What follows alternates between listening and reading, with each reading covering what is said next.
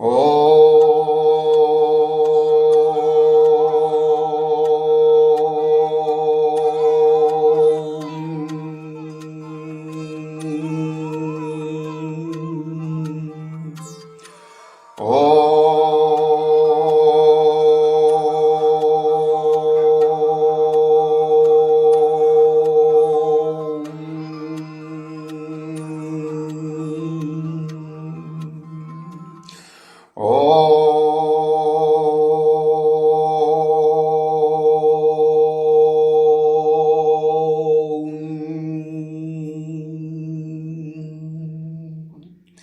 ओम वक्रतुंड महाकाय सूर्यकोटी समप्रभ निर्विघ्नं कुरु मे देव सर्वकार्येषु सर्वदा।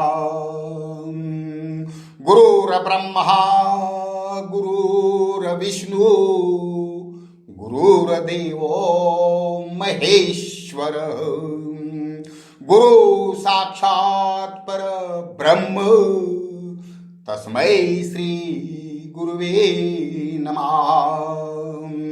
सर्वमंगल मांगल्ये शिवे सर्वार्थ साधिके शरण्ये त्र्यंबके गौरी नारायणी नमोस्तुते।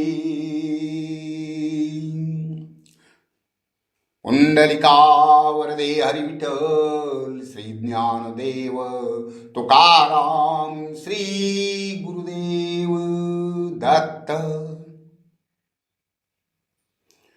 ह भ प दिनकर तथा श्री दिनकर रंगराव महाडिक मुक्काम पोस्ट इटकरे तालुका वाळवा जिल्हा सांगली हे देत आहेत त्यांचे श्रीमद गीता ज्ञानेश्वरीवरील प्रवचन ऊर्ध्वं गच्छन्ति सत्वस्था। प्रवचन ऊर्ध्वं गच्छन्ति सत्वस्था।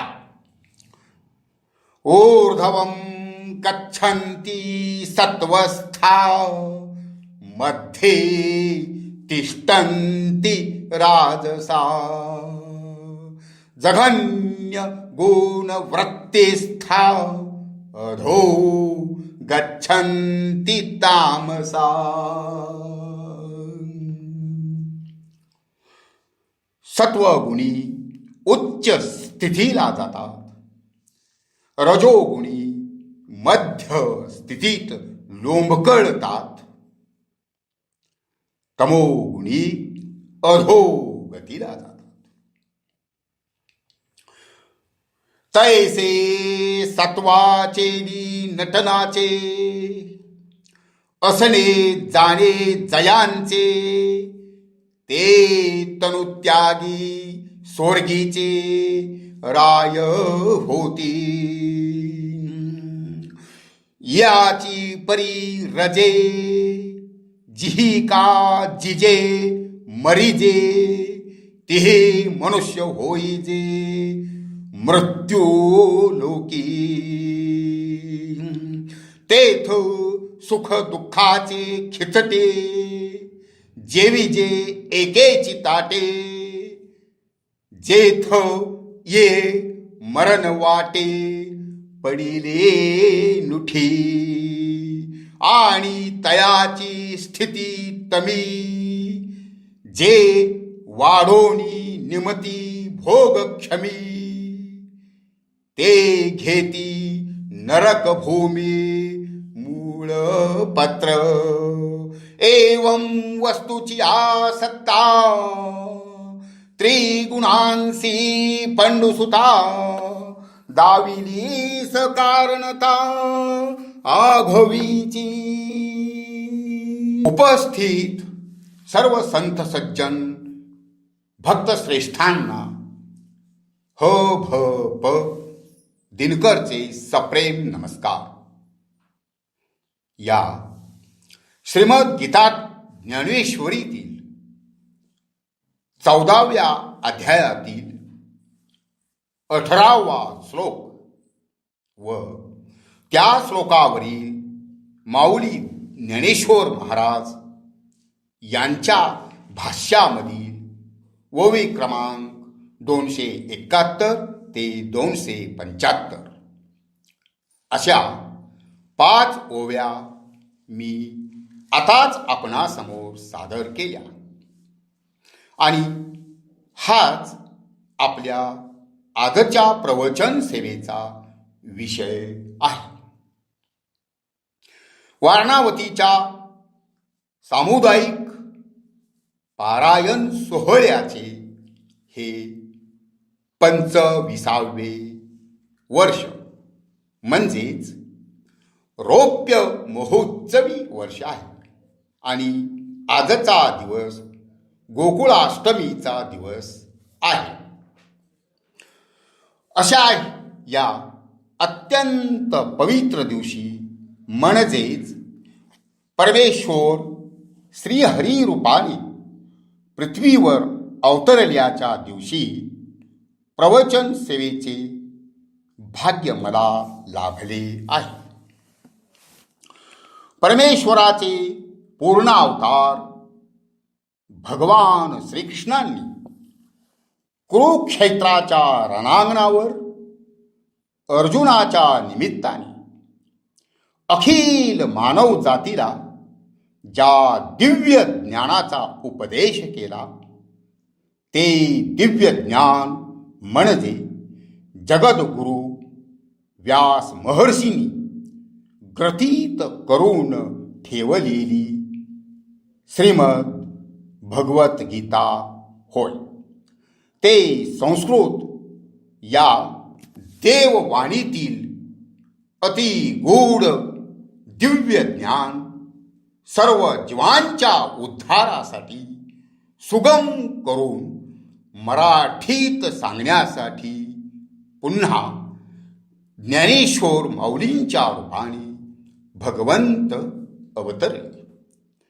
अजोड दिव्य ग्रंथ श्रीमद ज्ञानेश्वरी त्यांनी सोमुखाने प्रगट केला.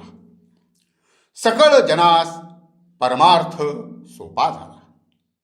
जीवांच्या उद्धारासाठी भगवंतांनी सांगितलेल्या दिव्य ज्ञानापैकी 14व्या अध्यायातील 18वा श्लोक आणि त्यावरील निवडलेल्या 5 ओव्यांमधून प्रगटलेल्या दिव्य भव्य ज्ञानाचे विवेचन आता आपण करूया.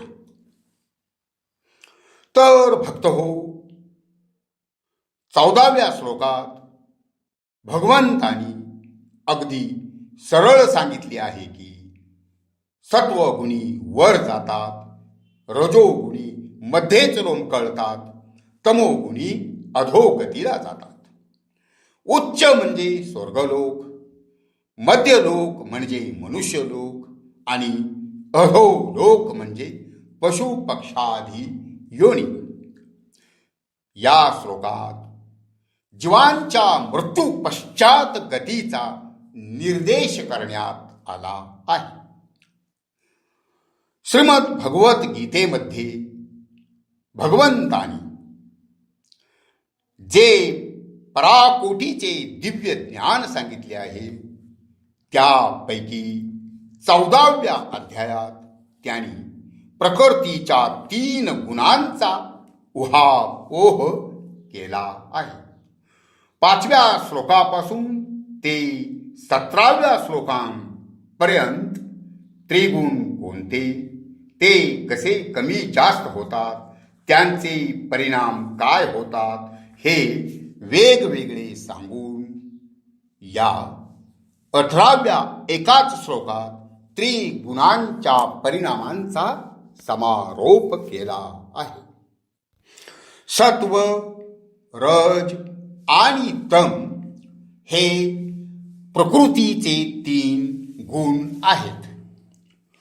दृश्यादृश्य जगत या तीन गुणांनी बद्ध असते. गुणातीत अवस्था ज्यावेळी प्राप्त होते तेव्हाच मूळ मायेपर्यंत पोहोचता येते आणि भगवंताच्या कृपेने त्यांच्यापर्यंत पोहोचता येते. यासाठी गुण म्हणजे काय, ते कसे निर्माण होतात, कसे वाढतात, कोणत्या गुणाची वृद्धी केली पाहिजे, ती कशी आणि का, आणि गुणातीत होऊन भगवंतामध्ये कसे विलीन होता येईल, यासाठी गुणांचा उहापोह असलेला हा 14वा अध्याय अतिशय महत्त्वपूर्ण आहे. सत्व, रज आणि तम या तीन गुणांच्या प्रभावामुळे जीव वेगवेगळ्या स्थितीत राहून अंती वेगवेगळ्या गतीस प्राप्त होतो. गुणातीत होणे हे सहज सोपे नसले तरी ते अशक्य मात्र नाही. स्वर्ग, पृथ्वी आणि पाताळ या तिन्ही लोकात या त्रिगुणांपासून कोणीही सुटलेले नाही. हे त्रिगुण निर्माण झालेच कसे, याचे उत्तर सोपे आहे. जेव्हा मूळ माया निर्माण झाली तेव्हाच त्रिगुणही निर्माण झाले, हे होय. मूळ परब्रह्म हे एकच एक, नित्य मुक्त, निर्विकार, अक्रिय, अखंड होते. त्यास असलेपणाची जाणीव झाली, हाच आदिसंकल्प होय. आदी अंतरहित सर्व शक्तिमान परब्रह्मास अहमचे स्फुरण होताच निर्माण होणाऱ्या मूळ मायेस दोन अभिन्न अंगे असतात. ती म्हणजे शुद्ध व संपूर्ण ज्ञानमय जाणीव व दुसरे अंग म्हणजे संपूर्ण शक्ती गर्भ सामर्थ्य, हे होय. या मूळ मायेच्या शक्तिगर्भ अंगातच सत्व, रज व तम हे त्रिगुण व पृथ्वी, आप, तेज, वायू व आकाश ही पंचमहाभूते सूक्ष्म रूपाने अंतर्भूत असतात. यासच आपण महद्ब्रह्म म्हणतो. आत्मा आणि प्रकृती यांच्या संयोगाने प्रथम बुद्धी तत्व उत्पन्न होते व तीच बुद्धी बळावल्यावर मन उत्पन्न होते.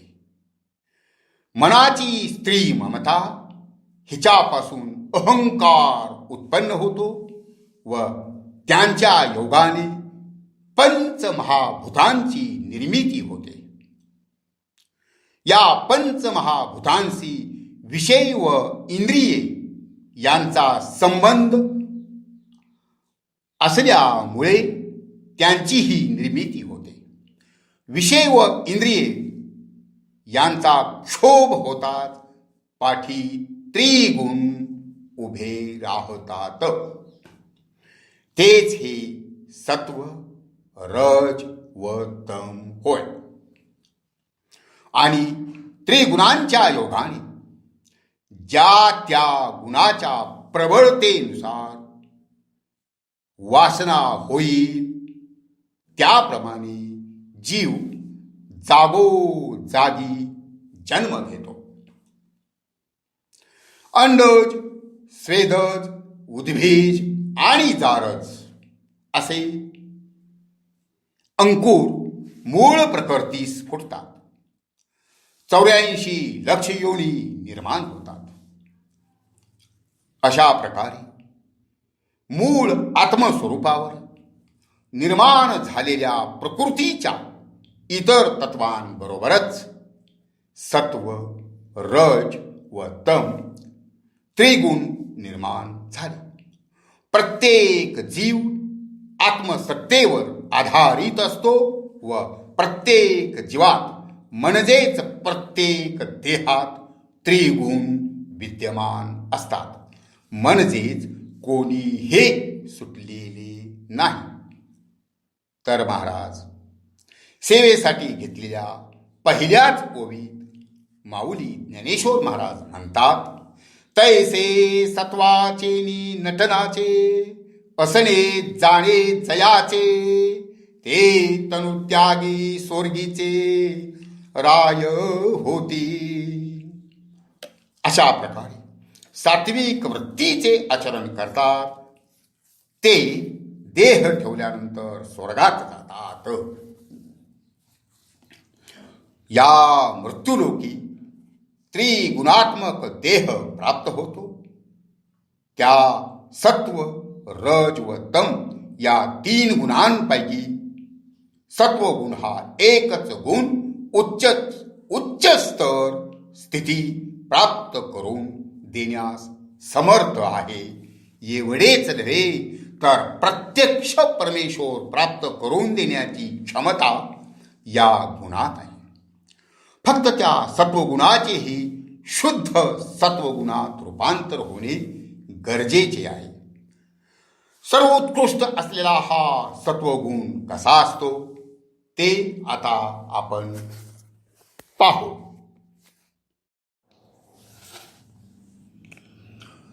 सत्वगुण हा निर्मल आणि प्रकाशक असतो.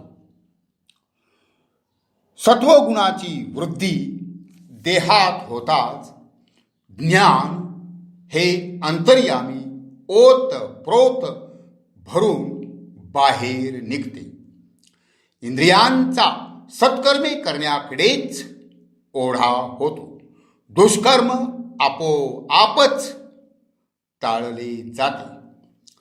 ऐकू नये ते कानच ऐकत नाहीत. बोलू नये ते जीभच बोलत नाही. पाहू नये ते डोळेच पाहत नाहीत. बुद्धीच्या ठिकाणी सर्व शास्त्रांचा पूर येतो. ज्ञानाचा प्रकाश पसरतो. वासना नाहीशा होतात. माऊली ज्ञानेश्वर महाराज म्हणतात, वासना एकवटे प्रवृत्ती ओहटे, मानस विटे विषयांवरी. सत्वगुणांची वृद्धी झाली असता त्याला विषयांचा वीट येतो आणि बुद्धीची धाव केवळ ज्ञानाकडेच राहते.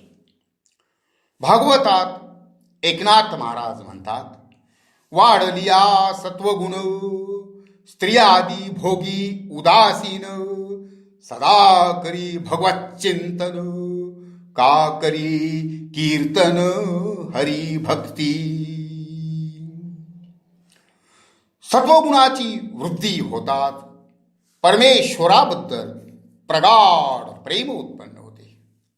विचारशील वृत्ती कायम राहणे, परमार्थाची अतोनात आवड उत्पन्न होणे ही सत्वगुण वाढल्याची लक्षणे असतात.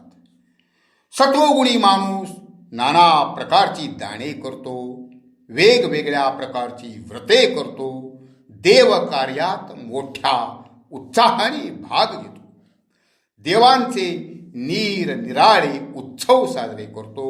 या आपल्या ज्ञानेश्वरी पारायण सप्ताहासारखे सप्ताह आयोजित करतो. श्रीकृष्ण जन्माष्टमी, श्री रामनवमी, श्री दत्त जयंती, श्री तुकाराम बीज इत्यादी प्रकारच्या सोहळ्यात सहभागी होतो, सहकार्य करतो. सत्वगुणी माणूस आस्थेने कीर्तने प्रवचने करतो किंवा ऐकतो. त्याला संतांबद्दल नितांत आदर व प्रेम असते. तो सत्संगात रमतो, तो शांती प्रिय असतो. भक्ती प्रेम हा तर त्याच्या जीवनाचा स्थायी भावच असतो. त्याचे अंतःकरण दयेने भरलेले असते. तो नेहमी क्षमाशील असतो. समर्थ रामदास स्वामी दासबोधात म्हणतात, शांती क्षमा आणि दया निश्चय उपजे जया. सत्वगुण जाणावा तया अंतरी आला. या बाबतीत पंजाबचे राजे रणजीत सिंह यांची एक कथा प्रसिद्ध आहे. एकदा महाराज रणजीत सिंह आपल्या सैनिकांसह राजधानी बाहेरच्या रस्त्याने चालले होते. अचानक एक छोटासा दगड येऊन महाराजांना लागला. अर्थातच सैनिकांनी ज्याने दगड भिरकावला होता त्या व्यक्तीस तात्काळ शोधून काढले. ती एक वृद्ध स्त्री होती. महाराजांच्या पुढे आणताच ती खूपच भ्याली. महाराजांनी काही विचारायच्या आतच ती म्हणाली, महाराज, माझा नातू कालपासून उपवासी आहे. घरात त्याला द्यायला काहीच नाही, म्हणून मी बोरे पाडून त्याला द्यायला झाडावर दगड मारला होता, पण तो चुकून आपणास लागला. मोठी चूक झाली, माफी असावी. महाराज रणजीत सिंहाने तात्काळ हुकूम दिला, या वृद्ध स्त्रीला 1000 रुपये देऊन सोडून द्या. हा हुकूम ऐकून सैनिकांना खूपच आश्चर्य वाटले. या बाईला शिक्षा देण्याऐवजी महाराज पैसे देण्याचा हुकूम देतात म्हणजे काय? त्यांच्या मनातला प्रश्न जाणून महाराज म्हणाले, जर एक वृक्ष दगड लागूनही तो मारणाऱ्याला एक फळ देतो, तर पंजाबच्या महाराजांनी काय द्यावयास हवे? दया, क्षमा आणि शांती या सत्वगुण लक्षणाच्या महाराज रणजीत सिंहाबद्दलचा आदर आपल्या मनात द्विगुणित झाला नाही तरच नवल.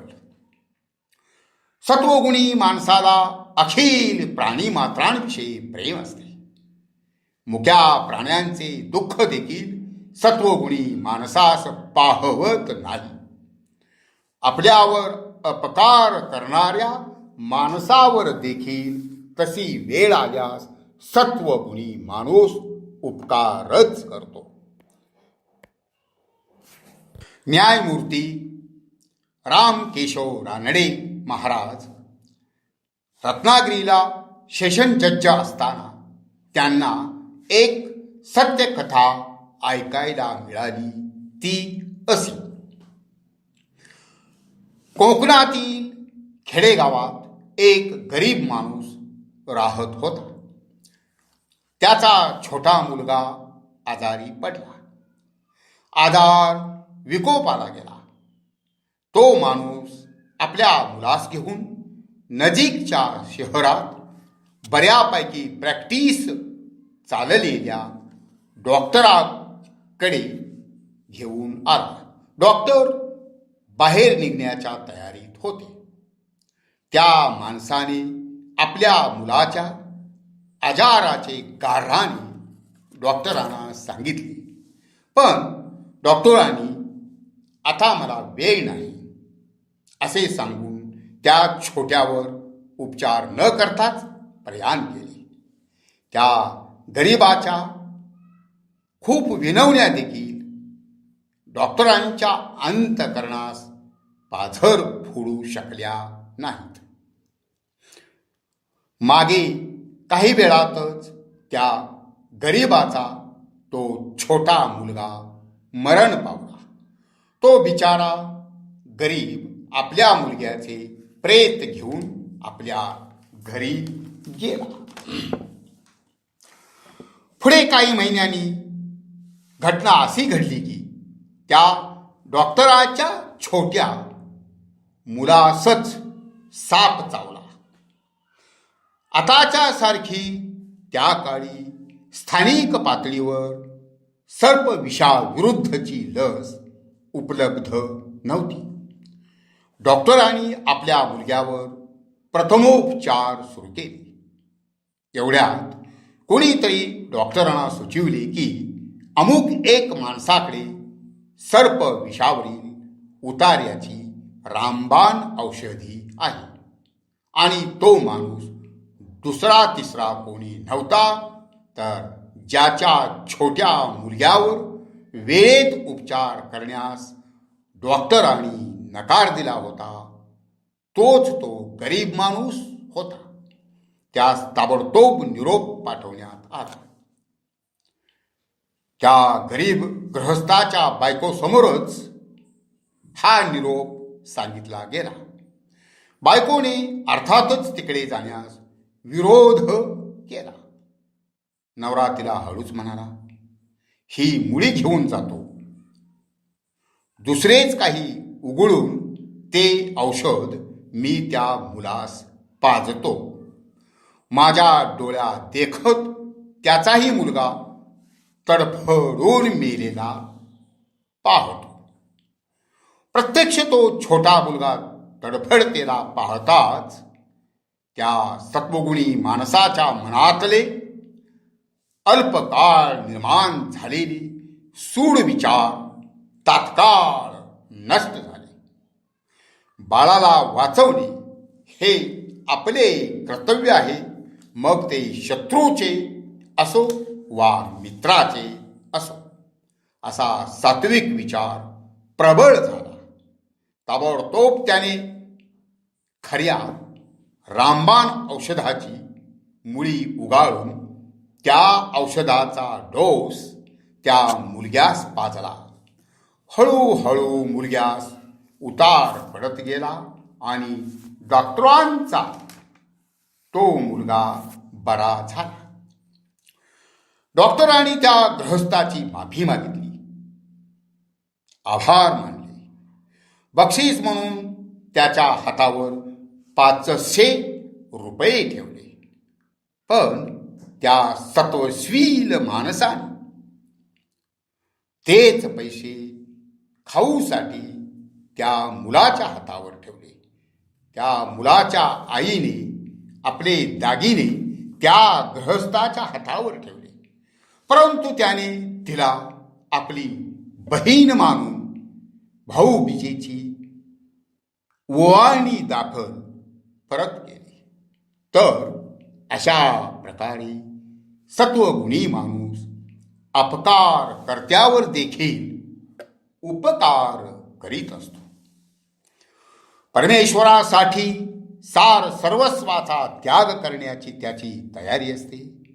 याचे सर्वोत्कृष्ट उदाहरण म्हणजे महान योगी संत तुकाराम महाराज हेच होत. कोणत्याही प्रापंचिक वस्तूची त्यांनी आसक्ती धरली नाही. सत्व गुणाहूनही पुढची पायरी म्हणजे शुद्ध सत्वगुण होय. यामध्ये जगद्गुरु संत तुकाराम महाराज स्थित होते. किंबहुना सर्व संत हे शुद्ध सत्वगुणात स्थित असतात.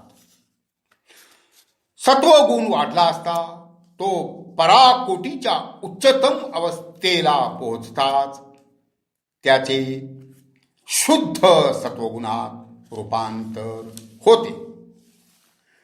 त्याच शुद्ध सत्वगुणात मुमुक्षूंचे विश्रांती स्थान असा जो पुरुषोत्तम तो प्रगट होतो. मुमुक्षूंच्या मानवी देहाचे सार्थक होते. त्यास सायुज्य मुक्ती लाभते. सर्वसाधारणपणे जीवात्म्यास उत्क्रांतीच्या टप्प्यावर पुढे नेण्याचे कार्य सत्वगुणामुळेच होते.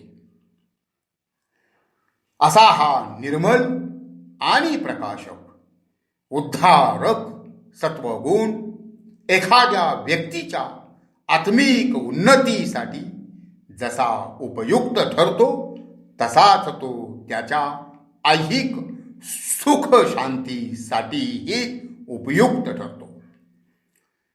समाज हा व्यक्तींचा बनत असल्यामुळे सत्वगुणी लोकांची संख्या जर भरपूर वाढत राहिली तर समाजाचे स्वास्थ्यही वाढते राहते.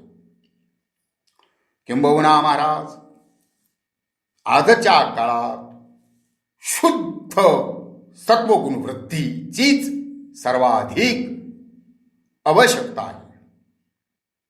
चांगल्या आचार विचारांची प्रसृती होणे अत्यंत गरजेचे आहे. सांप्रत काळात जो अनाचार, स्वैराचार, हिंसाचार वाढला आहे त्यावर प्रभावी उपाय म्हणजे समाजात सत्वगुणाची वृद्धी होणे हा आहे. सत्य, अहिंसा, सद्धर्म, सदाचार यांचे आचरण होणे गरजेचे आहे. सर्वत्र बोकाळलेला गैराचार, स्वैराचार, भ्रष्टाचार यांचे कायद्याबरोबरच सत्वगुण वृद्धीने उच्चाटन करता येईल. बंधुता, समता, संवेदना, सहकार्य या बाबी केवळ सत्वगुण वृद्धीनेच वाढू शकतात. ऐहिक आणि पारलौकिक स्वास्थ्य प्राप्त करून देणाऱ्या सत्वगुणाची जाणीवपूर्वक वृद्धी अखिल मानव जातीच्या कल्याणासाठी करणे अत्यंत जरुरीचे आहे. सत्वगुणी माणूस हा इतरास उपद्रव करणारा नसतो. सर्वांबद्दल प्रेम, आदर बाळगणारा असतो. इतरांना दुःख देणे त्याच्याकडून घडणे शक्य नसते. संपूर्ण समाजात सत्वगुण वृद्धी होत राहिली तर अनेक सामाजिक समस्या आपोआपच सुटतील. नवीन समस्या निर्माण होण्याचे प्रमाण नगण्य राहील. यास्तव संपूर्ण समाजातील, सर्व धर्मातील अनेक संत, महात्मे, नेते, विद्वान नेहमी सद्विचार, सदाचार यांचाच प्रसार पौराणिक, ऐतिहासिक काळापासून सांप्रत काळापर्यंत करत आलेले आहेत, करीत आहेत. अखिल मानवजात ही एकाच परमेश्वरापासून उत्पन्न झाली असल्यामुळे परमेश्वर हेच त्याचे मूळ स्वरूप आहे. त्या मूळ स्वरूपाची प्राप्ती हेच मानवी जीवनाचे मूळ उद्दिष्ट आहे. तेच त्याचे निरामय सच्चिदानंद घन निजधाम आहे. चिरंतन दुःखमुक्तीचा आणि तसाच आनंद प्राप्तीचा ठेवा आहे. त्याच्या प्राप्तीसाठी सत्व गुणाची वृद्धी प्रत्येक मानवात होणे आवश्यक आहे. सत्वगुण हा परमेश्वर भक्ती प्रवण असल्याने ईश्वर प्राप्तीचे ज्ञान त्याच्यातूनच होण्याची शक्यता असते.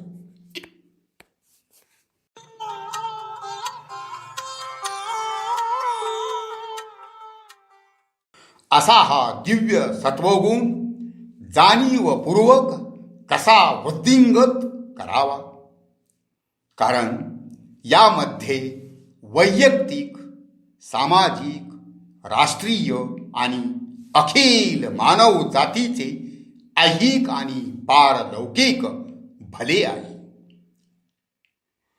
सत्वगुण वृद्धी जाणीवपूर्वक करता येते का, तर त्याचे उत्तर येते हेच आहे. सात्विक आहाराचे सेवन हे सत्व वृद्धी करण्याचे सर्वाधिक महत्वाचे साधन आहे. सात्विक आहाराने सात्विक बुद्धी वाढून सदाचार घडत राहतो. अंतःकरण शुद्ध होऊन जीवनास पवित्रता येत राहते. माणूस प्रेमळ व भक्तिवंत बनतो. अखाद्य व अपेय यांचा त्याग करावा. सत्संगतीत राहावे. चांगले विचार ऐकून तसाच आचार करावा. गुरु दीक्षा घ्यावी. गुरु भक्ती करावी. परमेश्वराच्या नामाचा नियमित जप करावा. निष्काम कर्म करण्याकडे कल ठेवावा. केलेले कर्म ईश्वरार्पण करण्याची सवय ठेवावी. सो उद्धारा बरोबरच इतराचा उद्धार करण्याचा प्रयत्न करावा. त्यामुळे सत्ववृद्धीच होत राहील. सत्ववृद्धी होताच माणूस सात्विक बनेल. सात्विक माणूस सात्विक विचार आचार करेल. त्याची श्रद्धाही सात्विक असेल. त्याचे तप दान इत्यादी सात्विकच होईल. तो सत्वाचाच होईल. आणि शेवटी त्या सत्वगुणापासून आपणास काही ऐहिक लाभ व्हावा. मी ज्ञानी, मी सात्विक, मी वेगळा अशी कीर्ती पसरावी अशी अपेक्षा न ठेवता प्रगाढ ईश्वर स्मरणात निमग्न राहिल्यास त्याचे शुद्ध सत्वगुणात रूपांतर होऊन गुणातीत अवस्था प्राप्त होते. मग अगदी निश्चित त्यास ईश्वर प्राप्ती होते. या उलट मी ज्ञानी, मी इतकी सत्कृत्ये केली, मी सात्विक, मी विद्वान, मी आणखी सत्कृत्ये करीतच राहील, त्यामुळे माझ्या कीर्तीत आणखी भर पडत राहील, माझी जनमान्यता अधिकच दृढ होईल इत्यादी. सात्विक बाबींच्या उत्कर्षात असलेल्या सात्विकाचा जर मृत्यू झाला तर त्याला स्वर्गाची प्राप्ती होते. सेवेसाठी घेतलेल्या श्लोकांवरील पहिल्या ओवीत हे श्री ज्ञानेश्वर महाराजांनी सांगितले आहे. भूलोक, भुवरलोक, स्वर्गलोक, महलोक, जनलोक, तपोलोक, सत्यलोक असे 7 लोक आहेत. आत्मिक उन्नतीच्या वाटेवर स्वर्गलोकाची प्राप्ती होणे ही बाब सुद्धा अतिशय उत्कृष्ट आहे. त्याहीपेक्षा सात्विक आचरणाने निरपेक्ष ईश्वर भक्ती करून गुणरहित होऊन परमेश्वर प्राप्ती करून घेणे हे सर्व उत्कृष्ट आहे. त्यासाठीच श्री ज्ञानेश्वर माऊलींनी हे दिव्य ज्ञान सांगितले आहे. केवळ स्वर्गलोकाची प्राप्ती आणि तेथील दिव्य उपभोग हे आपल्या मानव जन्माचे उद्दिष्ट नसून ते ईश्वर प्राप्ती हे आहे. कारण स्वर्गीचे अमरही पुण्यक्षय होतात, मृत्यूलोकी जन्मतात. यासाठी सत्ववृद्धी करून सात्विक होऊन सात्विक निरपेक्ष ईश्वर भक्ती करून सतचित आनंदाची प्राप्ती करून घेणे आवश्यक आहे. तेच अंतिम हिताचे आहे. सेवेसाठी निवडलेल्या 2ऱ्या व 3ऱ्या ओवीत रजोगुणींच्या अंतिम स्थितीबद्दल सांगताना श्री ज्ञानेश्वर माऊली बोलतात. याची परी रजे जिही का जिजे मरिजे तीही मनुष्य होई जे मृत्युलोकी. ते सुख दुःखाचे खिचटे, जे विजे एकेची ताटे, जे ते ये मरण वाटे, पडिले नुठी. रजोगुणी व्यक्तीच्या अंतिम परिणिती बाबत बोलताना किती सार्थ ओव्या प्रगट केल्या आहेत. रजोगुणाच्या प्रबळ प्रभावात अखंड जीवन जगून त्याच स्थितीत अंती जे मृत्यू पावतात त्यांना पुढील जन्म मनुष्याचाच मिळतो. मनुष्याचा जन्म म्हणजेच जड देहाची जन्मापासून मृत्यूची साथ असलेला मृत्यूलोक होय. आणि या मृत्यूलोकात एकाच देहामध्ये सुख दुःख भोगावे लागते. येथे काही केल्याने मृत्यू टळत नाही. जीवास मृत्यूलोकात तिष्ठत ठेवणारा असा रजोगुण असतो तरी कसा, त्याची लक्षणे काय असतात हे जाणून घेणे आवश्यक आहे. रजोगुणाचे लक्षण सांगताना माऊली ज्ञानेश्वर महाराज म्हणतात, हे रज याची कारणे जीवाते रंजवू जाणे, हे अभिलाखाचे तरुणी सदाची गा. हा रजोगुण प्रीती स्वरूप आहे. या गुणापासून जीवाचे नेहमी रंजन होते. याच गुणामुळे कामवासना सदैव जागृत राहते. म्हणूनच रजोगुण हे योग्य नाव यास दिले आहे. या गुणाचा प्रभाव असणारी व्यक्ती उपभोगाविषयी कमालीची आसक्त असते. काम्य कर्मा वाचून कोणते हे काम करण्याचे रजोगुणी व्यक्ती टाळत असते. इहलोकीच्या तसेच परलोकीच्या सुखांविषयी रजोगुणी माणूस सदैव जागृत असतो. तो सदैव महामोहाने ग्रासलेला असतो. कितीही उपभोग घेतला तरी त्याची तृप्ती कधीच होत नाही. इंद्रियांना सुखावह वाटणाऱ्या कृती करण्याचे कार्य रजोगुणी व्यक्ती अखंड करीत असते. कितीही धन मिळाले तरी रजोगुणी व्यक्ती आणखी धनाची अपेक्षा धरत असते. ते मिळविण्यासाठी निरनिराळे मार्ग अनुसरित असते. मन रजोगुणांनी भरले की प्रचंड संकल्प विकल्प निर्माण होत असतात. अचाट कार्ये करण्याचा व त्याद्वारे धन व कीर्ती मिळविण्याचा प्रयत्न रजोगुणी माणूस करीत असतो.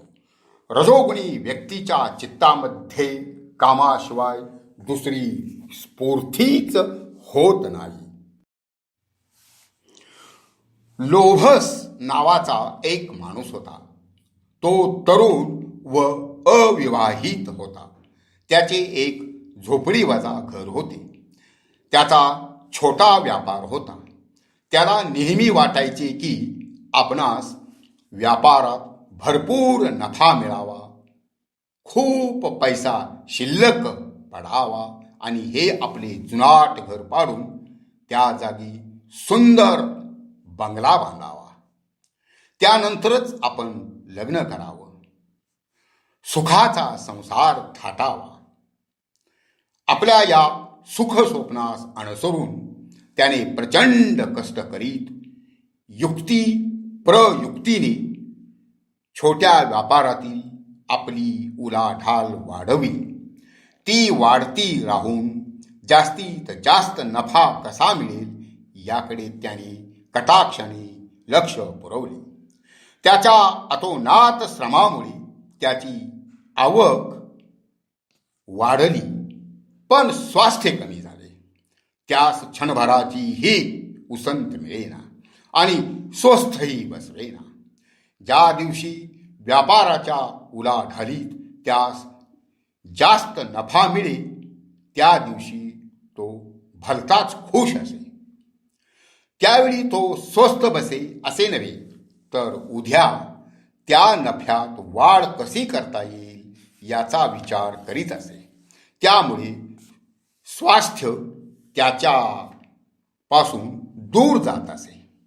ज्या दिवशी व्यापारात त्याला तोटा होत असे त्या दिवशी तो दुःखी होऊन झालेला तोटा भरून कसा काढायचा, अधिक नफा कसा मिळवायचा या विचाराने तो ग्रस्त असायचा.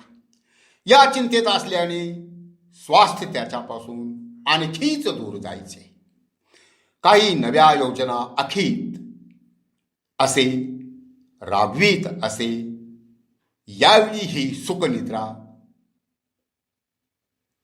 त्याच्यापासून दूरच असे. त्याचा उद्योगीपणा, नशिबाची साथ यामुळे काही काळाने त्याला यश येऊन बराच पैसा शिल्लक टाकण्यात तो यशस्वी झाला. जुने घर पाडून त्या ठिकाणी त्याने छोटेखानी सुंदर टुमदार बंगला बांधला. रंगकाम वगैरे पूर्ण झाल्यावर थाटात वास्तुशांती घातली.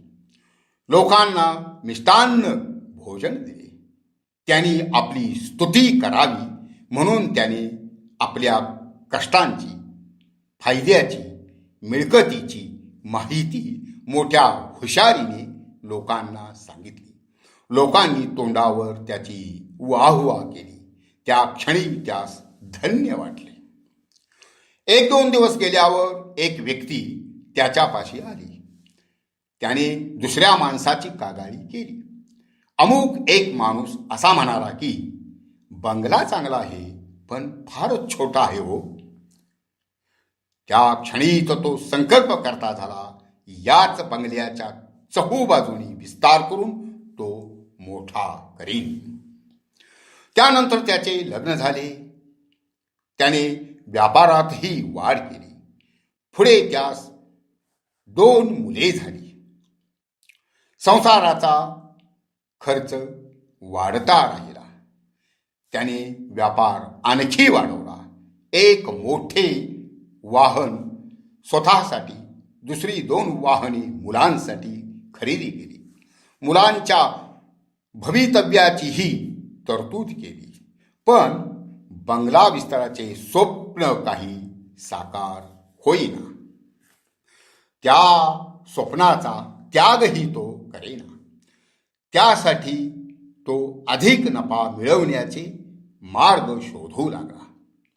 त्यानुसार त्याने सोन्याचे अलंकार, चांदीची भांडी वगैरे मौल्यवान धातूंच्या खरेदी विक्रीचा व्यवसाय नव्याने चालू केला. सोन्या चांदीचे दागिने, भांडी वगैरे मौल्यवान वस्तू असलेली पेटी घेऊन व्यापारासाठी तो सागरमार्गे बोटीतून निघाला. दरम्यान समुद्रावर प्रचंड वादळ सुटले. बोट हेलकावे खात भरकटली. पाण्यातील मोठ्या खडकावर आपटून बोटीला मोठे भगदाड पडले. बोटीत पाणी भरू लागले. सुदैवाने तेथून जवळच एक बेट होते. लोकांनी जीव वाचवण्याचा प्रयत्न म्हणून पोहून त्या बेटावर जाण्यासाठी पाण्यात उड्या टाकल्या. बेटाचे अंतर फार नसल्याने जीवनरक्षक साधनांच्या साहाय्याने ते पोहत त्या बेटावर पोहोचले. परंतु त्या लोभस नावाच्या व्यापाऱ्याने काय केले? त्याने विचार केला की एवढी प्रचंड संपत्ती सोडून पोहत बेटावर जाणे योग्य नाही. बोटीत पाणी भरत होते. त्याने ती पेटी दोरखंडाने आपल्या पोटाशी बांधली. पाण्यात उडी घेतली. खवळलेल्या समुद्रात पेटीचे वजन आणि त्याचे स्वतःचे वजन सांभाळीत पोहणे त्यास मुश्किल होऊ लागले. त्याची दमछाक झाली. शक्ती क्षीण होत चालली. लाटांबरोबर तो भलतीकडेच भरकटू लागला. तरीही त्याला ती पेटी सोडून द्यावी असे वाटेना. त्या संपत्तीची त्याला अनिवार्य आसक्ती असल्यामुळे त्याने पेटी सोडली नाही. अखेरीस संपूर्ण शक्ती क्षय होऊन नाकातोंडातून पाणी जाऊन त्याचा श्वास कोंडून मृत्यू झाला. आसक्ती कवटाळूनच धनासक्तीसह तो मृत्यू पावला. त्याचे स्वप्नही अपुरेच राहिले. धनासह तो पाण्यात सागर तळाशी मृत होऊन पोचला. रजोगुणी माणसाचा लोभ हा असा असतो. रजोगुणी व्यक्तीच्या जीवनात परमार्थाला तितकेसे स्थान नसते.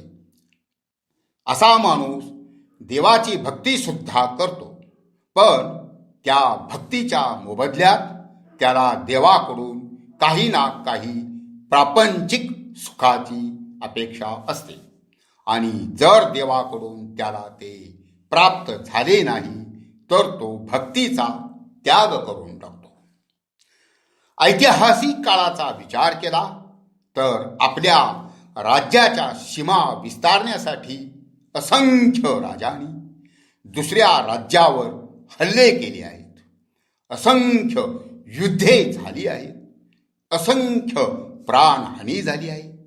पशु आणि मानवाच्या रक्ताचे पाट वाहिले आहेत.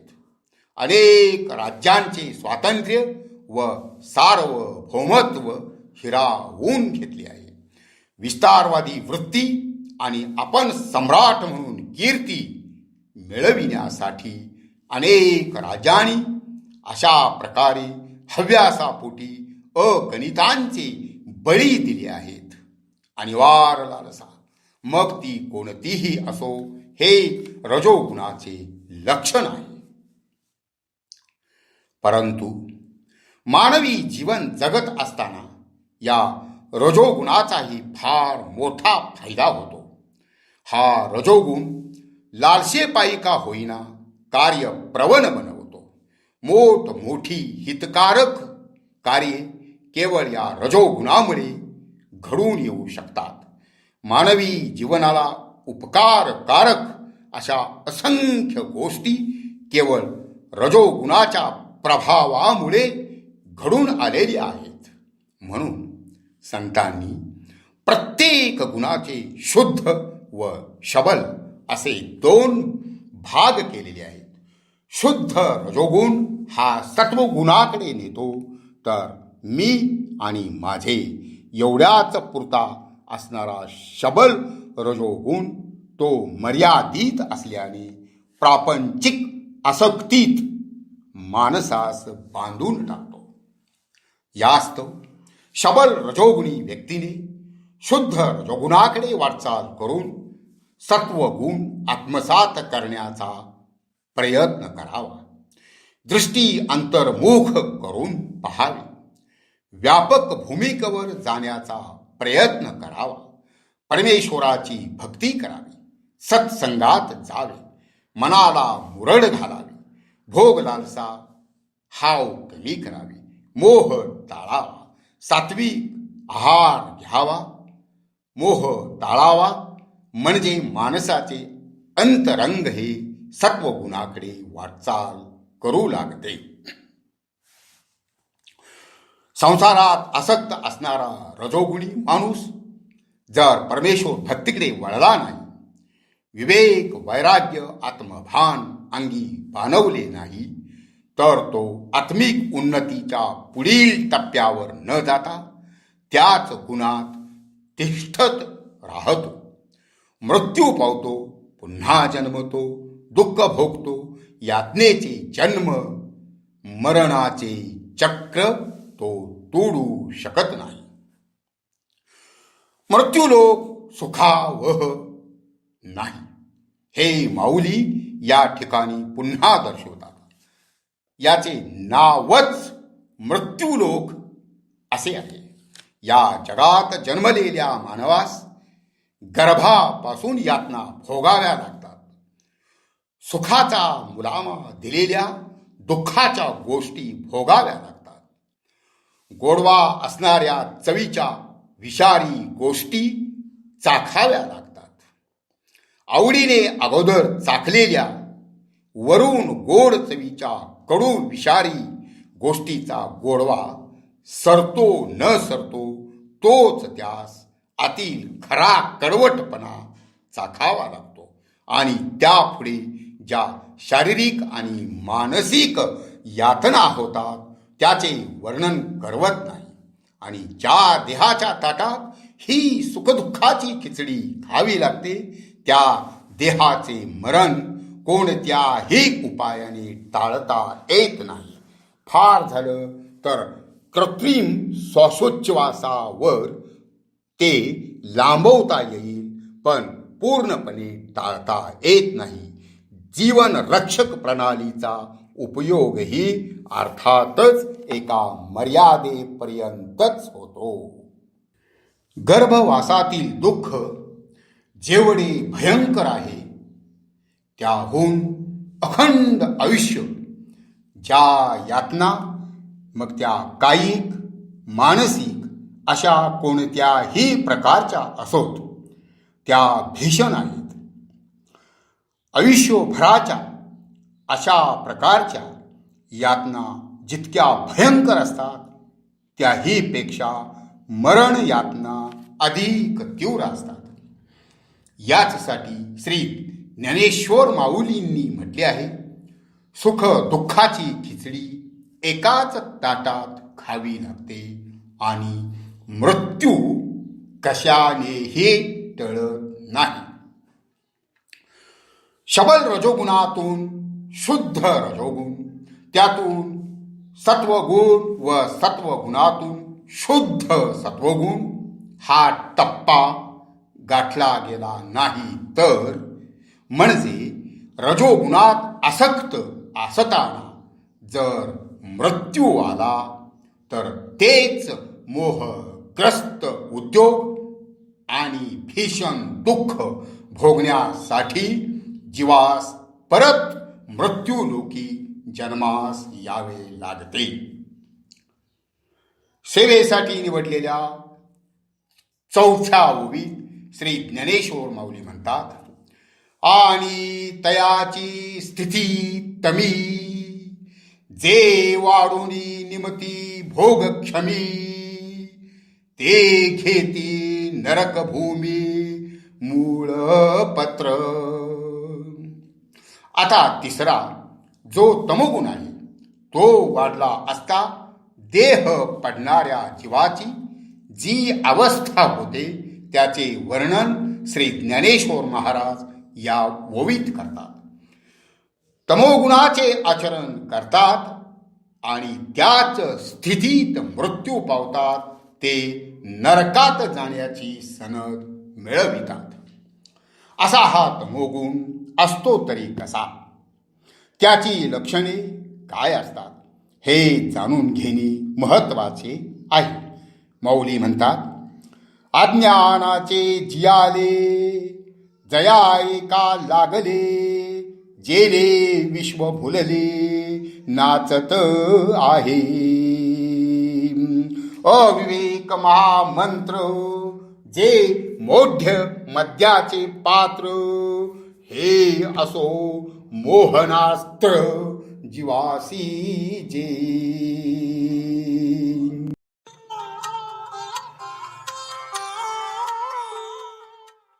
अज्ञान हे तमोगुणाचे पहिले लक्षण होय. जे दिसते तेच सत्य आणि बाकी सारे खोटे अशी त्याची धारणा असते. ज्ञानाची कोणतीही गोष्ट त्याच्या डोक्यात शिरणे कठीण असते. विचाराने कृती करण्याचे त्यांना भान नसते. तर अविचार हाच त्यांचा महामंत्र असतो. तमोगुण हा जणू अज्ञानरूप मद्याचे भांडेच असते. दृश्य आणि अदृश्य अशा जगाच्या अंगी तमोगुण वाढू लागला तर त्या जागी तो दुसऱ्या कशाचाही शिरकाव होऊ देत नाही. तमोगुणामुळे सर्व इंद्रिये जड होतात. तो मनाला मूर्खत्व प्राप्त करून देतो. त्यामुळे आळस हे तमोगुणाचे महत्वाचे लक्षण प्रगट होते. तमोगुणी माणूस कर्तव्य तत्पर नसतो. काम करण्यापेक्षा काम टाळण्याचेच काम तो करतो. डोळे उघडे असूनही अशा माणसास समोरच्या वस्तूचे आकलन होत नाही. आणि वार निद्रा म्हणजे झोप हे तमोगुणाचे आणखी एक लक्षण होय. त्यास झोप अतिशय प्रिय असते. तिच्या पुढे तो स्वर्ग देखील तुच्छ मानतो. त्यास कोणी काम करावयास सांगितले तर तो रागाने आंधळा होतो. कोणत्या वेळी कसे वागावे, कोणाबरोबर कसे बोलावे याचे त्यास भान नसते. ज्याच्याबरोबर त्यास आर्थिक व्यवहार करावयाचा आहे त्याच्या योग्यता अयोग्यतेचा विचार तो करीत नाही. कोणतेही कर्म करीत असताना परिणामांचा विचार तो करीत नाही. तमोगुणी माणसाचे मन म्हणजे जणू अमावास्येच्या रात्रीचे आकाशच असते.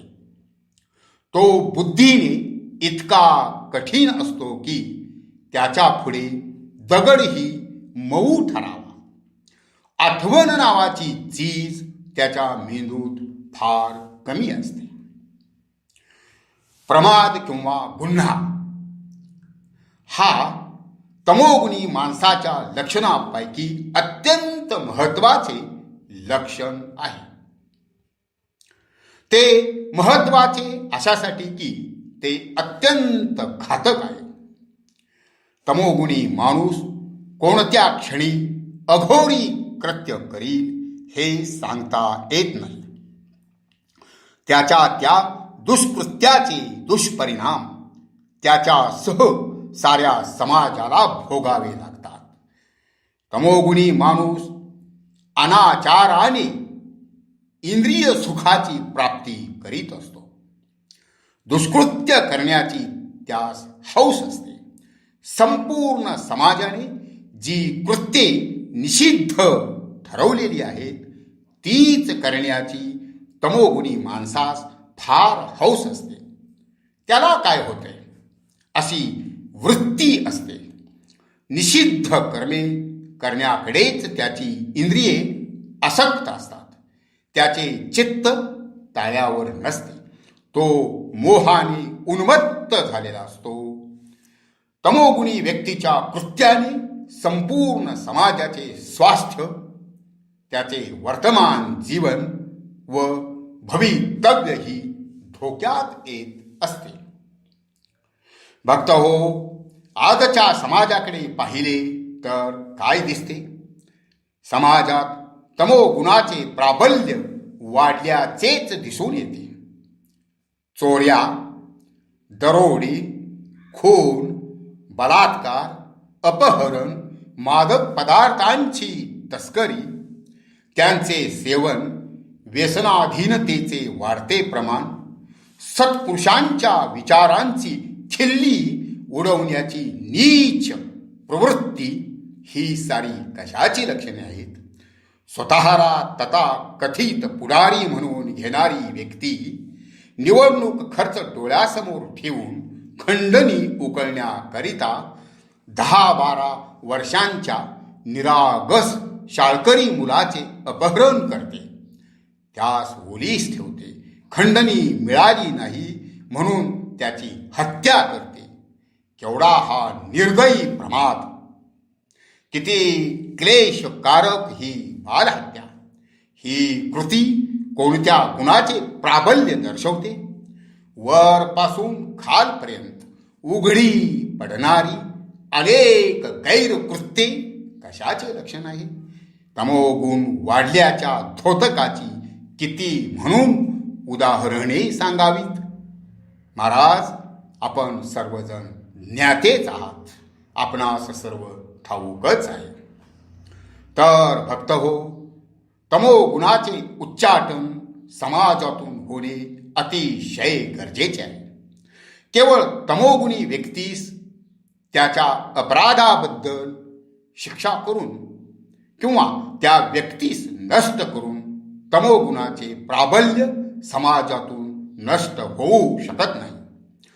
तर त्याबरोबरच शुद्ध सत्वगुणाचा प्रसार करून सदाचार समाजाच्या अंगी बाणवण्याचे प्रयत्न करणे अतिशय आवश्यक आहे. श्री ज्ञानेश्वर माऊलींनी पसायदानात मागणे मागितले आहे की, जे खळांची व्यंकटी सांडो, तया सत्कर्मी रती वाढो, भूता परस्परे पडो मैत्र जीवांचे. दुष्टांचा कुटीलपणा जाऊन त्यांच्या ठाई सत्कर्माबद्दल प्रेम उत्पन्न हो, ही मागणी खुद्द माऊली करतात. प्राणी मात्राचे एकमेकांबद्दलचे प्रेम वाढावे असेही त्यांनी म्हटले. सर्व प्रकारच्या पापांचा अंधकार नष्ट व्हावा असे मागणे ते विश्वात्मक देवाकडे मागतात. संपूर्ण मानव समाजाचे स्वास्थ्य टिकून समाज सत्कर्माकडे वळण्यासाठी तमोगुण नष्ट होणे गरजेचे आहे. त्यामुळे अखिल प्राणी मात्रांचे सुख स्वास्थ्य तर टिकेलच टिकेल, पण आध्यात्मिक उन्नती होण्यासाठीही ते आवश्यक आहे. सत्पुरुष, तत्ववेत्ते, विचारवंत हा तमोगुण नाहीसा करण्यासाठी विविध मार्गाने प्रयत्न करीतच असतात. यासाठी थोर नेत्यांनी सत्वगुणाला प्रतिष्ठा प्राप्त करून दिली पाहिजे. ती केवळ दिखाऊ नसावी, तर मनापासून असावी. सत्वगुणी व्यक्तीला आज बावळट ही संज्ञा प्राप्त होत आहे. ही अतिशय खेदाची बाब आहे. चलाखीने, धूर्त कावेबाजपणाने लाभ पदरात पाडून घेण्यास सत्वगुणी माणूस तत्पर नसतो. खुळचट असा भाव त्यांच्या प्रती निर्माण होत आहे, हे घृणास्पद आहे. दुर्गुणास प्रतिष्ठा प्राप्त होणे हे अधोगतीचे लक्षण आहे. भक्त हो, तमोगुणी व्यक्तीच्या दुर्वर्तनाच्या सत्यकथा नित्य इतक्या प्रचंड प्रमाणात साऱ्या समाजापुढे असल्यामुळे त्यातील एकही या प्रवचनात सांगण्याची गरज नाही. इहलोकात तमोगुणी व्यक्ती त्यांच्या गुन्ह्याबद्दल कायद्याच्या बडग्याने साधी कैद, सक्त मजुरी, फाशी वगैरे शिक्षा भोगतात. हे आपण पाहतोच. त्यास आपण साधा नरक असे नाव देऊ. इहलोकीच त्याला अशा प्रकारे नरकाची प्राप्ती होते. यास वेगळे प्रमाण देण्याची गरज नाही. परंतु माऊलींनी या ओवीत नरकाची सनद मिळवतात असा जो उल्लेख केला आहे, त्यासाठी पौराणिक ग्रंथात अनेक उदाहरणे आहेत. त्याचप्रमाणे आध्यात्मिक इतिहासातही अशी असंख्य प्रमाणे आहेत. आध्यात्मिक इतिहास हा शब्दप्रयोग ऐकून आपणास आश्चर्य वाटले असेल. त्याचा खुलासा असा की अशा सत्य घटना ज्या सत्पुरुषांनी आपल्या दिव्य दृष्टीने पाहिल्या आहेत. आध्यात्मिक कार्य करणाऱ्या अनेक साधकांनी त्यांचे अनुभव ग्रथित करून ठेवले आहेत. त्यातील उदाहरणे हेच दर्शवितात की तमोगुणी व्यक्ती अधोगती सच जातात.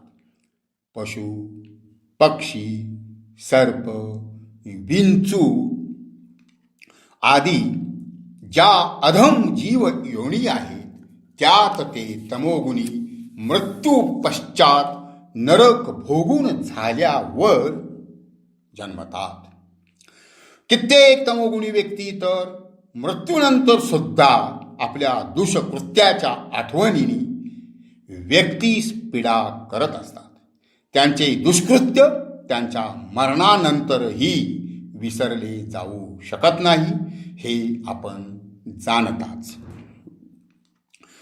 तमोगुणी ह्या नीच दुष्ट प्रवृत्तीने युक्त असतात. त्या कधीही सद्गतीसच काय मध्य गतीसही जाऊ शकत नाहीत.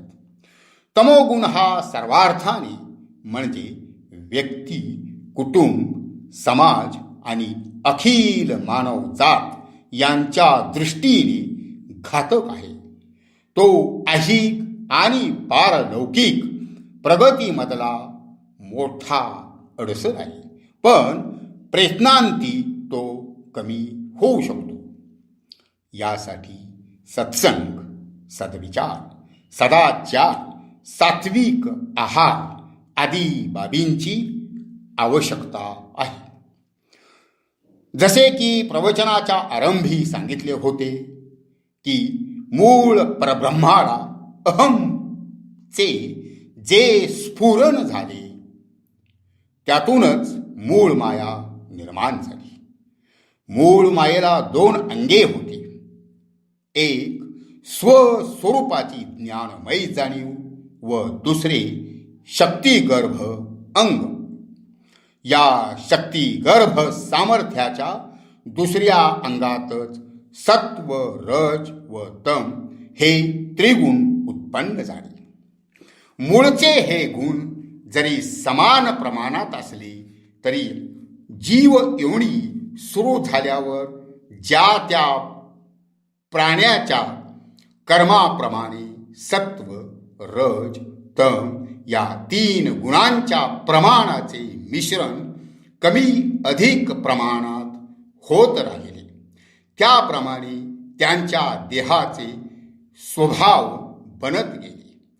जीवाच्या देहामध्ये त्या जीवाच्या देहाच्या मृत्यूसमयी जो गुण प्रभावी असेल तो त्याच्या नंतरच्या जन्मात अधिक असतो. त्यानुसार त्या देहाच्या वृत्ती जन्मतःच असतात. म्हणूनच आपण 5-6 वर्षांच्या काही मुलांच्या वर्तणुकीस पाहून म्हणतो की हा मुलगा गुणी आहे, तो वांड आहे, तो खोडकर आहे वगैरे. हे आपण सहज म्हणतो. त्या पाठीमागे मागील जन्म आणि आनुवंशिकताही असते, जो तो आपल्या पूर्वकर्मानुसार जन्मत असतो, स्वभावानुसार वर्तत असतो.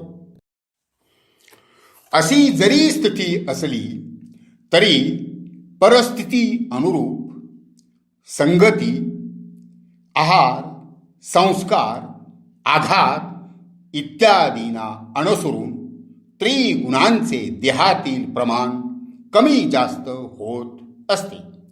त्यांच्यामध्येच अंतर्गत युद्ध चालू असते. जसे की एकाच घरात चाललेल्या भांडणास आपण गृहयुद्ध म्हणतो, तद्वतच या त्रिगुणांचे देह या त्यांच्या घरात गृहयुद्ध चालू असते. सत्वगुण हा रज व तम यांचा पाडाव करून स्वतः प्रबळ बनतो, तर संधी मिळताच रजोगुण हा सत्व व तम यांना जिंकून आपण बलवान बनतो. तर जीवांना अधोगतीस नेणारा तमोगुण हा जरा संधी प्राप्त होताच सत्व व रज या दोघांना जिंकून आपले अधिराज्य स्थापन करतो. गुणांचे हे युद्ध जीवांच्या देहरूपी घराच्या अंतरंगात सदैव चालू असते, पण जीवांना त्याचा पत्ता लागत नाही. दुसऱ्या शब्दात सांगायचे तर अमुक एक बिघडला तर दुसऱ्या प्रसंगी अमुक एक आता सुधारला असे उद्गार निघतात. तर अन्य वेळी आता त्याचं वागणं बरं आहे असे म्हटले जाते. याचाच अर्थ बिघडणारा सत्वगुणात होता, पण रजतमानी त्याला जिंकले, त्याला आपल्या कब्जात घेतले. दुसऱ्या उद्गारात रजतमाचा पाडाव करून सत्वगुण जिंकला असा त्याचा अर्थ होतो. आता त्याचं वागणं बरं आहे या उद्गारात फार चांगलंही नाही आणि वाईटही नाही. म्हणजे सत्व तम जिंकून रजोगुण राजा झाला असा त्याचा अर्थ आहे. जीवाच्या न कळत चालणारे हे त्रिगुणांचे युद्ध सत्वगुणी माणसाला त्याच्या न कळत केव्हा रजात व त्यातून तमात लुटी हे सांगता येत नाही. यासाठी सत्वगुणी माणसाने सदा सावधान राहिले पाहिजे. कारण हरवण्यासारखे सगळ्यात जास्त त्याच्या जवळच असते, म्हणून त्याने सदा सावधान राहणे अत्यंत गरजेचे आहे. पाचही पांडव हे सत्वगुणात स्थित होते हे महाराज आपणास माहिती आहेच. त्यामुळेच तर पुरुषोत्तम भगवान श्रीहरी त्यांच्या बाजूने आणि त्यांच्या नजीकच प्रत्यक्ष होते. तरीही त्रिगुणांच्या देहरूपी ग्रहयुद्धाच्या तडाख्यातून ते सुटले नव्हते. तथापि ते नेहमी सत्संगात असल्याने त्यांच्यामधील सत्वगुणच इतर दोन गुणांवर मात करीत विजयी होत राहिला. स्वतः श्रीहरी हेच त्यांच्या जीवनरथाचे सारथी होते. पांडवांच्या राजसूय यज्ञांच्या वेळची गोष्ट भक्त हो आपणास ठाऊकच आहे. भोजन समयी जमलेल्या ब्रह्मवृंदांची प्रार्थना करून त्यांना आग्रहाने भोजन करावयास लावण्याचे सात्विक काम महाशक्तिशाली भीमाकडे देण्यात आले होते. त्यानुसार हजारोंच्या पंक्ती जेवायला बसत होत्या. भीम त्यांची आरंभी हात जोडून प्रार्थना करीत असे. नंतर गदा खांद्यावर घेऊन पंक्तीतून फिरून जास्तीत जास्त पदार्थ खाण्याचा आग्रह करीत असे. असे 1-2 दिवस गेले. एखादा पदार्थ पानावर तसाच टाकून काही जण तृप्त झाल्यामुळे उठत असत. सर्वत्र हे नेहमी थोड्याफार प्रमाणात घडतेच. आरंभी भीमसेनाने ते सर्व सहन केले, पण पुढे भीमसेन दरडावून सांगू लागला, जर पानात कोणी अन्न खरकाटे राखले तर गदा घालीन. अगोदरच अचाट कृत्ये करणारा तो भीम, त्यात त्याच्या खांद्यावर गदा, वर ही तराटणी. त्यामुळे ब्रह्मजन पदार्थ घ्यायला भिवू लागले. काही जण तर अर्धपोटीच उठू लागले. भीमाच्या भीतीमुळे खाल्लेले अन्नही त्यांच्या अंगी लागेनासे झाले. आपण पुण्य करता करता त्या पुण्य पूज्य ब्रह्मवृंदाला अर्धपोटी उठवण्याचे आपल्या कठोर उद्गाराने भरलेले तमोगुणी कार्य आपल्या प्रचंड शक्तीच्या जोरावर आपण करीत आहोत हे भीमाच्या कसे लक्षात येणार? भगवान श्रीकृष्णांच्या ते लक्षात आले. भीमाची खोड मोडण्यासाठी भगवंतांनी त्यास आदेश दिला की गंधमादन पर्वतावर जाऊन त्याने त्याच नावाच्या ऋषीस येथे घेऊन यावे. भगवंताच्या आदेशानुसार भीम गंधमादन पर्वतावर आला. भगवंतांची सारी कार्येच भव्य दिव्य असतात. ते सर्वत्र असल्यामुळे त्यांनी त्या क्षणीच पुढची सारी योजना हनुमानास सांगितली होती. त्यानुसार हनुमान भीमाच्या वाटेवर शेपूट आडवे टाकून बसला होता. भीम त्या स्थानी येताच ते पाहून म्हणाला, ए माकडा, मला ऋषीच्या दर्शनास जाण्याची घाई आहे, तुझी सेफ्टी बाजूला घे. त्यावर हनुमान म्हणाला, मी आता वृद्ध झालो आहे, माझ्या चान ती उचलवत नाही, म्हणून तूच तेवढी ती उचलून बाजूस ठेव. भीमसेनाने आपल्या शक्ती सामर्थ्याने ते शेपूट उचलण्याचा प्रयत्न हर प्रकारे केला, पण त्यास ते तसूभरही हालले नाही. आपली सारी ताकद पणाला लावली तरीही त्यास ते शेपूट उचलणे शक्य झाले नाही. तेव्हा भीमसेनाचा गर्व निराश झाला. हनुमानाने दर्शन देऊन सांगितले की शक्तीचा गर्व न करता श्रीकृष्णांचे भजन करीत पुढे जा. गंधमादन ऋषीपाशी पोहोचल्यावर त्यास पुढील उपदेश मिळाला. त्यांची अंगकांती स्वर्णासारखी होती, पण तोंड मात्र ओंगळवाणी आणि किळसवाणी होते. भीमाने त्याबाबत विचारले असता ऋषी म्हणाले, मी पूर्वी सधन असताना सत्पात्री बराच दानधर्म केला, परंतु मी त्यांना कठोर वचनेही बोलून पापकर्मही केले. त्यामुळे त्यांच्या शापाने माझे तोंड हे असे ओंगळवाणे झाले आहे, म्हणून मी राजसूय यज्ञात उपस्थित झालो नाही. हे ऐकून भीमास उपरती झाली. भीम परतला. त्याने गदा घेऊन पंक्तीतून फिरणे बंद केले.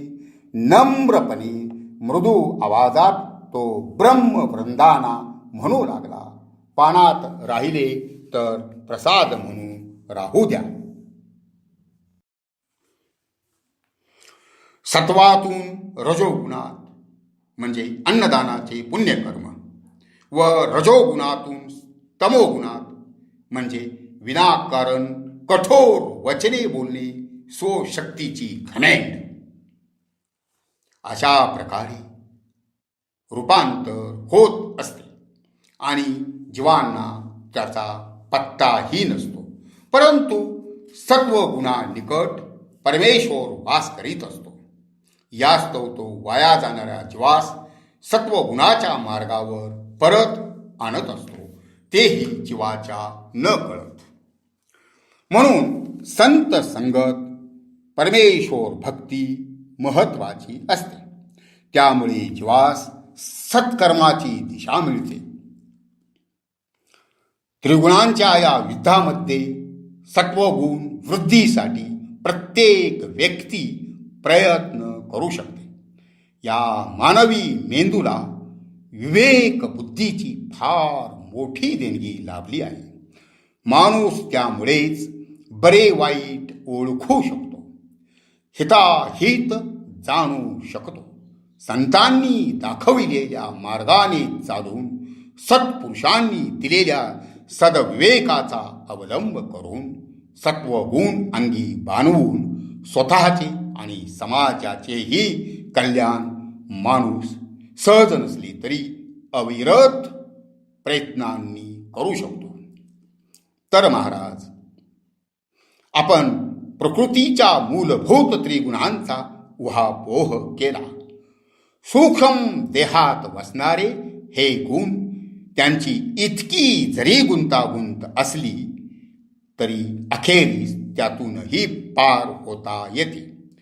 गुणातीतता प्राप्त झाल्याखेरीज स्वस्वरूपाच्या प्राप्तीच्या वाटेवर पुढे जाता येत नाही.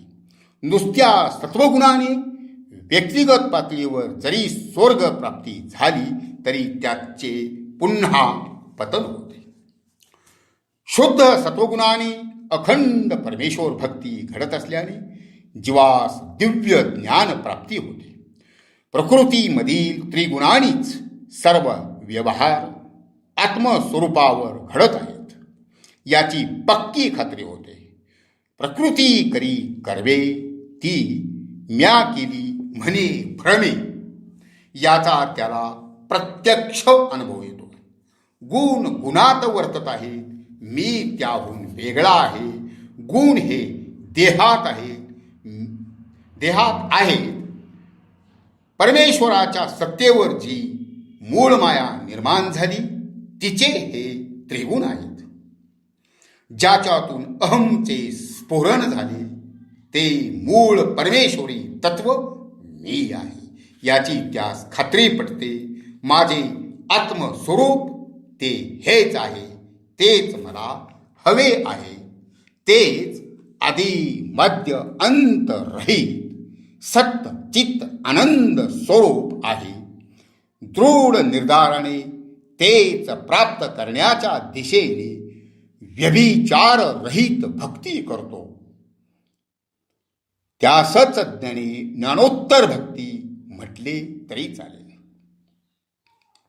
असा ज्ञानोत्तर भक्ती करणारा भक्त जोपर्यंत देहधारी आहे तोपर्यंत त्रिगुणांचे ग्रह युद्ध चालूच राहणार. पण त्याकडे गुण गुणात वर्तत आहेत. मी त्या परमात्म्याचे स्वरूप आहे अशा दृढ निर्धाराने भक्ती रत राहतो. यासच गुणातीत अवस्था असे म्हणू. अशी गुणातीतता प्राप्त व्यक्ती देहपातानंतर स्वस्वरूपात विलीन होते, परमात्मा होते. सेवेसाठी निवडलेल्या श्लोकांवरील 5व्या ओवीत श्री ज्ञानेश्वर महाराज म्हणतात, एवं वस्तूच्या सत्ता त्रिगुणासी पंडुसुता दाविली सकारणता आघवीची. भक्त हो, या समारोपपर ओवीत मौलींनी म्हटले आहे की परमेश्वर सत्तेवर असलेल्या त्रिगुणांची सकारणता याप्रमाणे संपूर्ण दाखवली. सत्व रज व तम या त्रिगुणांची सूक्ष्म देहात अशी गुंतागुंत असते. सात्विक माणूस इहलोकी सात्विक आचरणाने सुखा समाधानाने जीवन जगून दुसऱ्यांनाही उत्क्रांतीच्या मार्गावर मदत करीत असतो. स्वतः ऊर्ध्व गतीने जाऊन पारमार्थिक उन्नती करून घेतो. अशा व्यक्तीस परमेश्वर स्वतःच सद्बुद्धीची अशी देणगी देतो की जेणेकरून तो स्वस्वरूपास प्राप्त होईल. यास्तव आपण सत्वगुणाचा अंगीकार करून त्याचे शुद्ध सत्वगुणात रूपांतर करण्याच्या दिशेने वाटचाल केली पाहिजे. दुसरे दोन्ही गुण रज तम कमी करण्याचे प्रयत्नही करणे आपल्याच हातात आहे. त्याविषयी आपण सदैव जागृत राहिले पाहिजे. त्यासाठी असे पारायण सप्ताह, प्रवचने, कीर्तने अशा ज्ञान यज्ञांच्या आयोजनाची आज सर्वाधिक आवश्यकता आहे.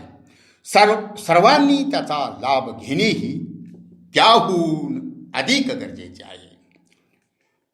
25 वर्षांपूर्वी ज्यांनी हे ज्ञानेश्वरी पारायण सप्ताहाचे रोपटे लावले, ज्यांनी अविरतपणे ते जोपासले, रौप्य महोत्सवी वर्षाचा इतका अप्रतिम सोहळा करण्यासाठी ज्यांनी अपार कष्ट घेतले, त्या सर्वांना शतशः सहस्रशः धन्यवाद देऊन म्हणतो, बोला पुंडलिक वरदारी विठ्ठल, श्री ज्ञानदेव तुकाराम, श्री गुरुदेव दत्त,